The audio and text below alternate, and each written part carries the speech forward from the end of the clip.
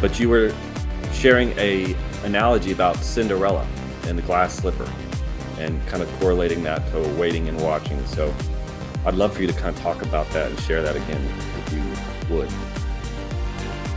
We talked about how God has been gracious with us, even in maybe even delaying his return, because if the Lord came back in 2017, look at how many people got saved between then and now, and people are still getting saved. So it's great the way the Lord works. But at the same time, even if you have been saved well before 2017 and been hoping for the rapture, I believe that the Lord is teaching us important lessons. I am a different, quote unquote, watch person now than I was in 2017. Some people said, "Hey, Brother Chooch, I remember you standing up at the whiteboard and you had a glimmer in your eye and you were so hopeful and and now you've become a little bit, grizzled, I guess, a little bit, not as excited." But there's a temperance I think I've developed. I'm excited, but I'm also temperate because I've gone through some disappointments, right? So one of the things I've learned, and I think I've used this analogy in a video, is it's sort of watching for the rapture, I think, is sort of like the story of Cinderella. And I don't know the story all that well, but if my mind is correct, Cinderella, there's this glass slipper that this prince, I guess, was looking to find his princess, and only Cinderella's foot fits into the glass slipper. And so I guess my recollection of the story is he's going around and he's trying different women's feet to see if it fits in the glass slipper. And obviously the first dozen or so don't fit. And so it would be kind of foolish in the story if the prince said, this glass slipper is no good, and just tosses it in the garbage and says, there's no princess out there. No, he knows there's a princess, and he also knows the princess, the right person, that foot is going to fit perfectly in the glass slipper. I think what we try to do when we're watching, we're hoping so much for that princess, so to speak, the rapture. And we're taking these things that we're hoping makes sense and fits, but sometimes it doesn't fit. And the worst thing we could do is take that glass slipper and try to force this maybe chubby foot into it.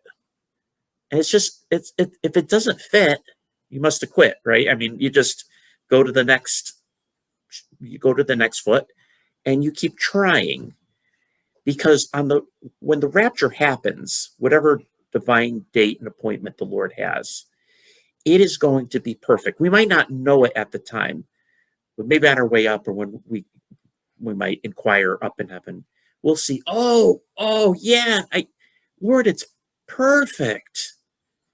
It's perfect. And so the encouragement here is that don't let go of the glass slipper. We're going to try 2024 and see if it fits. And if it doesn't fit, don't get frustrated. Don't throw away the glass slipper. We're going to keep trying, because we know that there is a princess out there. We know there's the rapture out there, because Jesus doesn't lie. Jesus is true. He says he's coming back for us, and he prepared a place for us. And so that's where I think I thought that analogy is helpful for me, because when I watch a video and I even myself say, hey, 2024 looks good.